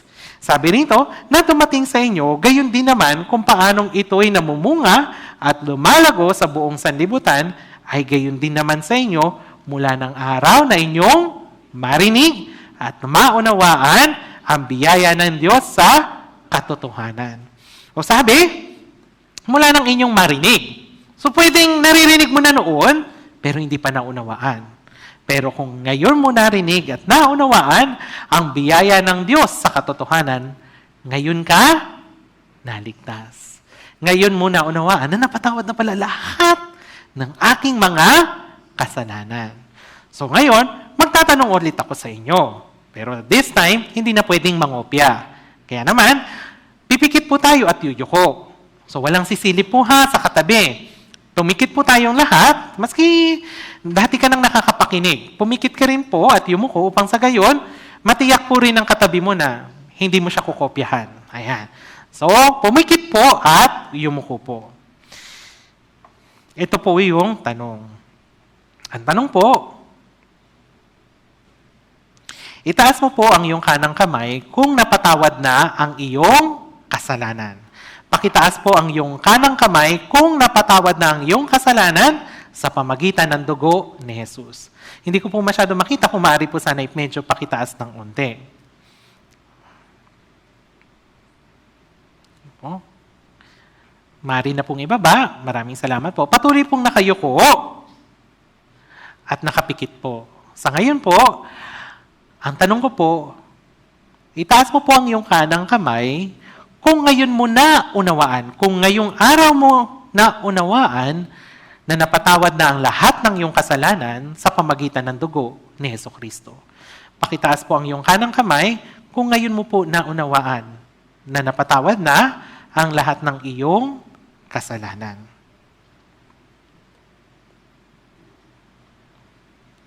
Maraming salamat po. Maaari na pong ibaba ito at maaari na po tayong dumilat. Ayan. Maaari na pong imulat ang ating mga mata. So, para po sa mga nakaunawa ng kanilang kaligtasan sa araw na ito, congratulations. Ayan. Maraming salamat po sa Panginoon kasi napakabuti niya dahil dinala po kayo rito at ipinaunawa sa inyo ang kapatawaran ng inyong mga kasalanan. Kaya naman, ito yung inyong Salvation Day. Ito yung araw kung kailan na ipanganak ka ng muli. February 24, 2024. So kung ngayon ka naipanganak na muli, magka-birthday tayo. Kasi ako ay naipanganak na muli, February 24 din. Pero 2012. So, meron na akong ka-birthday ulit. Ayan. So, Salvation Day. Ano po itong Salvation Day? Ito po yung araw kung saan ikaw ay naligtas. Anong ibig sabihin po ng naligtas? Yung patay mong espiritu ay nabuhay. Tama po. Ito yung araw kung saan ikaw ay naipanganak na muli. Kasi nga, yung espiritu mo ay nabuhay na. Tama po ba? Ito yung araw kung saan napatawad ang iyong kasalanan. Hindi lang ilan ha, kundi lahat ng iyong kasalanan. Ito rin po yung araw kung saan may kasiguradong ka na napupunta ka sa langit. Opo. At ito rin yung araw kung saan meron ka ng buhay na walang hanggan. Ito rin yung araw kung saan ikaw ay naging anak na ng Diyos. Kaya minsan naririnig niyo po, tinatawag nung iba, brother at sister. Bakit po? Kasi ang ama niya at ama ko ay iisa. Kaya ang tawag ko sa kanya ay brother o kaya ang tawag ko sa kanya ay sister. Kaya kung pareho na tayo ng ama, matatawag na rin kita na brother at sister. Ganon na rin yung matatawag po nila sa inyo. At ito'y nakakamangha. Ito rin yung araw kung saan natanggap mo yung Holy Spirit. Ito yung paunang bayad na ibinigay sa atin ng Diyos para may kasiguraduhan tayo na tayo ay naligtas na. So, ito yung araw kung saan napakasaya ng araw na ito.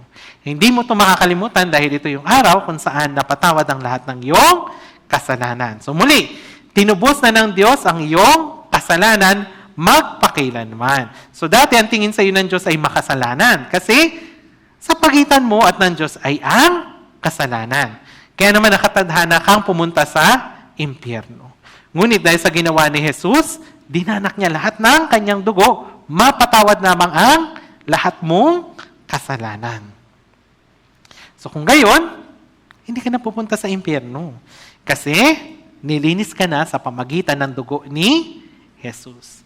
Kaya naman, sa paghiwalay ng iyong spirito sa laman, saan ka napupunta? Siyempre sa langit.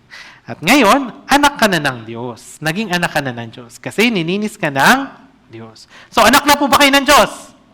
Opo. Sige. Kung anak ka na ng Diyos, ibig sabihin, merong gusto ang Diyos para sa iyo. Katulad nung sa anak ko, siyempre gusto ko siyang lumaki. Ayoko siyang forever na baby. Tapos, siyempre, minsan, makulit din yung anak ko.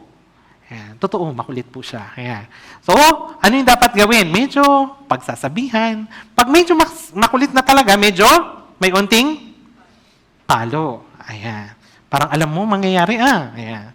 So, bilang mga anak, minsan makakaranas tayo ng disiplina kung hindi natin nasusunod yung kanyang kalooban. Sa Hebreo chapter 12, verse 6 hanggang 8, sabi nito, sapagkat dinidisiplina ng Panginoon ang kanyang minamahal at pinarurusahan ang bawat itinuturing na anak. Magtiis kayo alang-alang sa disiplina, kayo ay pinakikitunguhan ng Diyos bilang mga anak. Sapagkat ano nga ang anak na ang hindi dinidisiplina ng Ama.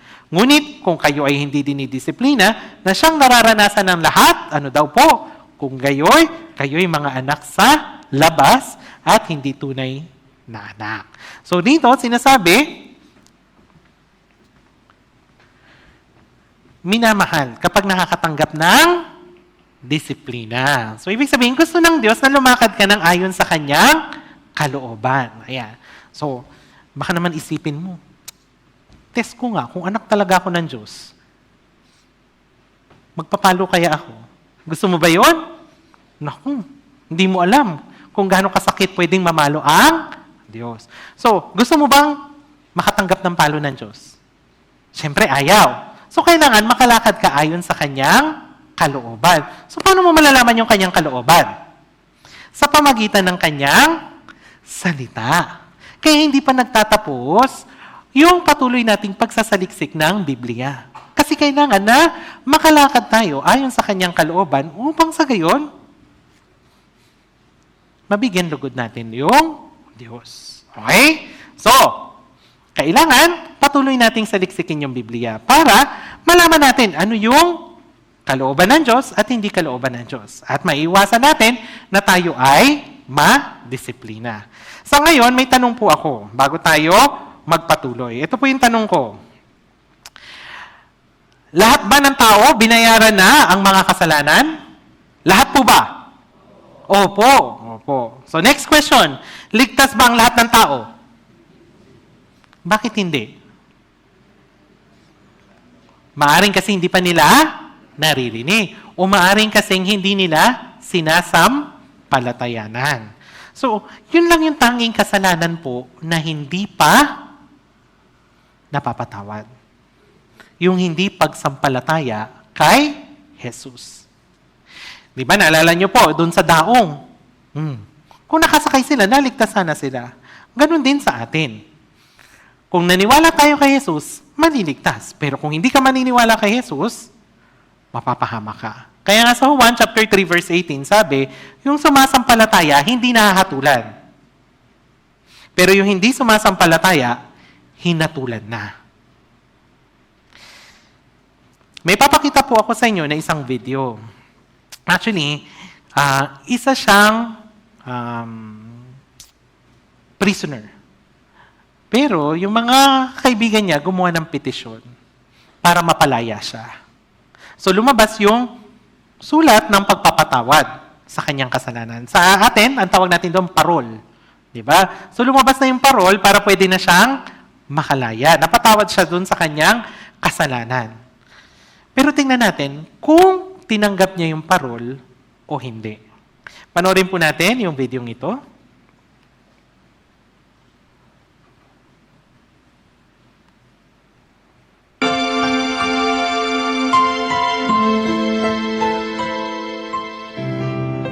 (1892년) 미국의 조지 윌슨이라는 한 남자가 우체국에서 강도 행각을 벌이다 강도와 살인죄로 체포되었습니다. 그는 재판에서 유죄가 입증되어 결국은 교수형을 언도받았습니다. 그러자 주위 친구들이 그를 위해 탄원에 나섰고 다행히 앤드류 잭슨 대통령으로부터 사면장을 얻어낼 수 있었습니다. 하지만 자신이 사면됐다는 소식을 접한 윌슨은 죽겠다고 고집을 하면서 사면을 거부했습니다. 그러자 담당 보안관은 심각한 딜레마에 빠지고 말았습니다. 공식적으로 사면을 받았는데 자기가 원한다고 처형할 수도 없는 노릇이었습니다. 그래서 이 사건을 어떻게 처리해야 할지 다시 잭슨 대통령에게 보고했습니다. 당혹스럽기는 대통령도 마찬가지여서 이 사건을 다시 미 연방 대법원으로 넘겼습니다. 그러자 대법원장 존 마살은 다음과 같은 최종 판결을 내렸습니다. 사면은 한 장의 종이일 뿐이며 그 종이의 가치는 전적으로 관계된 사람의 수락 여부에 달려있다. 사형 선고를 받은 자가 사면을 거절하는 것은 전례가 드물지만 거절했다면 그것은 결코 사면이 아니다. 그래서 조지 윌슨은 교수대에서 처형되었으며 그에게 주어진 사면장은 불과 30여 미터 떨어진 보안관의 책상에서 무용지물이 되고 말았습니다.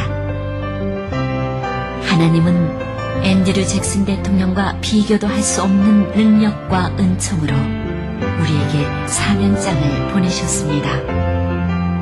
그 사면장은 바로 예수님이십니다. 예수님을 받아들이고 믿으면 하나님은 예수님 안에 담아두신 놀라운 은혜를 우리에게 아낌없이 베풀어 주십니다.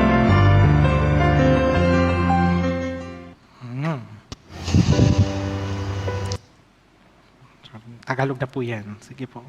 So, naintindihan ninyo yung storya? Diba? Nakatanggap siya ng pardon, letter of pardon, kapatawaran, pero tinanggap niya ba? Hindi. Hindi. So, ano yung papel? Walang bisa. Ganon din ang Biblia. Yung buhay at nananatiling salita ng Diyos, walang bisa kung hindi mo paniniwalaan na napatawad na ang iyong kasalanan magpakailanman. O kaya naman, kung hindi malalaman ito ng ibang tao. Parang, ito po, alam natin, hindi po ba na pinatawad ni Jesus o pinasa ni Jesus lahat ng ating mga kasalanan. So, yung kasalanan ng sanlibutan, kasalanan ng lahat ng tao ay nakay Jesus na. Tama po ba? Pero, sa mga taong ito, dalawa lang yung nakapakinig ng Bible seminar. So kung gayon, dalawa lang yung nakarinig at nakaunawa ng biyaya ng Diyos sa katotohanan. So, sino yung pupunta sa langit? Yung dalawa lang. Pero yung 5, bagamat na inako na ni Jesus yung lahat ng kanilang kasalanan, ngunit dahil hindi nila nalaman ang kapatawaran ng kanilang kasalanan, saan ang punta nila? Sa impyerno. So ang tanong ko, yung nanay mo, yung tatay mo, yung kapatid mo, alam na ba nila yung kapatawaran ng kanilang kasalanan? Kung hindi pa, saan sila mapupunta? Sa impyerno. Kaya naman, napakahalaga na maibahagi mo rin yung mabuting balitang ito sa mga mahal mo sa buhay. Pero paano kung ganito? Sa loob ng silid na ito, nalaman natin na lahat ng kasalanan ay ipinasa na kay Jesus. Pero, dalawa lang ang naniwala. Kahit napakinggan nila, pero hindi nila sinampalatayanan. Dalawa lang yung sumampalataya, saan sila mapupunta? Sa langit. So, paano yung nakapakinig pero hindi sumampalataya? Saan sila pupunta? Sa impyerno. Maring, ganun din sa kaso ng ilan sa atin. Maring napakinggan mo, then hindi mo pa sinasampalatayanan. Kung gayon, mapapahamak ka. Mapapahamak. Pero maasa po ako ng bawat isa sa atin, sumasampalataya na sa pamagitan ng dugo ng Panginoong Hesukristo, napatawad ang lahat ng ating mga kasalanan. So kung gayon, ligtas na po ba? Opo. So kung ligtas na, ito pa lamang po ay panimula. Hindi ito finish line. Okay po? hindi nagtatagpo sa kaligtasan ang layunin ng iyong buhay. Opo, ang layunin ng ating buhay ay magkaroon ng buhay na walang hanggan. Pero actually, ito yung panimula bilang isang Kristiyano o bilang anak ng Diyos. So kung tutusin, ang kaligtasan po, ito po yung starting line. Upang sa gayon, sa ating pagtakbo, lalago tayo bilang mga anak ng Diyos. Kaya, yung kaligtasan, pasimula pa lamang siya ng ating buhay bilang anak ng Diyos. Kaya nga sa unang Pedro, chapter 2, verse 2, ito yung sabi, gaya ng mga sanggol na bagong silang, ay mitiin ninyo ang malinis na espiritual na gatas upang sa pamagitan nito'y lumago kayo tungo sa kaligtasan. So, ang description sa iyo, kung ngayong kanaligtas, ikaw daw ay isang bagong silang na sanggol. No? So, yung sanggol, meron ba siya agad gagawin? Hindi. Ang gagawin niya lang ay, siyempre, dumede, di ba? Didede siya ng, ano po ba? Gatas. Yan. So, kailangan, malinis na gatas. So, kung yung anak ko po, yung anak ko, gusto ko masarap yung gatas na ididede niya, lalagyan kong magic sarap. Pwede po ba? Ay, naku, hindi pwede. Dapat malinis na espiritual na gatas ang ibigay din sa iyo. Ngayon na ikaw ay bagong ligtas. So, i-compare ka sa isang sanggol. So, kapag ipinanganak siya, kailangan niya ng gatas. Pero forever ba siyang ganon? Forever na lang bang ganon na lang siya? Hindi. Siyempre, may layunin ng paglago. May pagnanais na lumago yung ating anak. Ganon din po sa atin bilang Kristiyano. Kaya tayo ng mga bagong silang, tayo yung mga bagong naligtas. Tapos ano yung dapat nating gawin? Mitiin yung malinis na spiritual na gatas. Yung gatas na ito ay ang salita ng Diyos. Tama po. Para saan? Para sa paglago. Para sa paglago. Ayan. Kunwari, dati, meron ka masasamang ugali, masasamang bisyo. Habang kinakain mo yung spiritual na gatas, unti-unti kang nababago ng gaya ni Kristo. Siyempre, di ba, ang gusto ng tatay, maging katulad niya yung anak niya. So, ganun din ang gusto ng tatay natin para sa'yo. Gusto niya na maging katulad mo siya. Mangyari ito kapag patuloy tayong kakain ng spiritual na gatas. Ito po yung salita ng Diyos. So, kung yung anak, nakukuha niya ito sa nanay, yung gatas, paano naman po yung salita ng Diyos? Saan natin ito makukuha? Sa church. Ito po yung church. Okay. So, katulad natin ngayon, nag-aaral po tayo ng salita ng Diyos. Tama po ba? Upang sa gayon, malaman natin ang kaligtasan. Pagkatapos nating maligtas, paano tayo mamumuhay bilang anak na ng Diyos? Saan dapat tayo makinig? Kung saan tayo natuto. Pakibasa po natin sa 2 Timoteo chapter 3 verse 14. Subalit manatili ka sa mga bagay na iyong natutuhan at matatag na pinaniniwalaan, yamang nalalaman mo kung kanino ka natuto. So, sa ilang years mo na pag-attend sa church mo, nalaman mo ba kung paano napatawad ang iyong kasalanan? Maring hindi. So sa tingin mo, tama yung tinuturo nila sa'yo? Siyempre hindi. Hindi nga nila pinaalam sa'yo. Paano ka makakapunta sa langit? Kaya nga, manatili ka kung saan ka natuto, paano pumunta sa langit. Ibig sabihin, dun sa nagsabi sa'yo ng katotohanan. Manatili ka sa church. Sabihin mo, hindi, mas malapit naman yung church dun sa amin. Pareho lang din naman kasi Bible din naman yung pinag-uusapan namin. Mag-ingat ka. Kasi tingnan mo tong video ito. Panoorin po natin. G G O O O O G G L L E E Gulo gulo Ano daw? Gulo-gulo? N A T U R E Natture F U T U R E Futture Natture Futture Ay, nako. D A N G E R O U S Anong sabi? Danggal. Paano nga mabibigkasin yun, di ba? O, natawa kayo. Pero same letter lang din naman, di ba? Same letter lang din. Pero mali ang pag-pronounce. So, natawa kayo. Sabihin niyo, same lang din naman. Bible lang din naman. Mali ang pagkaunawa, mali ang pagturo. O anong lalabas sa'yo? Katawa-tawa rin. Mapapahamak ka. Kaya, kailangan nating manatili kung saan tayo natuto. Otherwise, mapapahamak tayo. Okay po. So, habang ikaw ay lumalakad, syempre iniisip mo, paano nga ba ako magsusukli sa lahat ng kabutihan ng Diyos sa akin? Yan yung Awit 116 verse 12, hindi po ba? Yan yung nakasulat dito. Ano ang aking isusukli sa Panginoon sa lahat niyang kabutihan sa akin? Ang bait-bait ng Diyos sa akin. Paano ko makapagsukli? Paano? Magstay ka lang sa church. Malalaman mo kung paano ka makakapagsukli. Kaya naman, dito po sa Tanawan Church, tuwing linggo, nagtitipon-tipon po ang mga kapatid upang pag-aralan ng salita ng Diyos, upang matanggap po yung instruction ng Diyos ngayon na tayo ay anak na ng Diyos. Tuwing linggo po ito, 10:00 ng umaga. Kapag Wednesday din po, nag-aaral tayo ng salita ng Diyos, ang tawag natin dito ay midweek sermon. Tuwing 7:00 po ng gabi.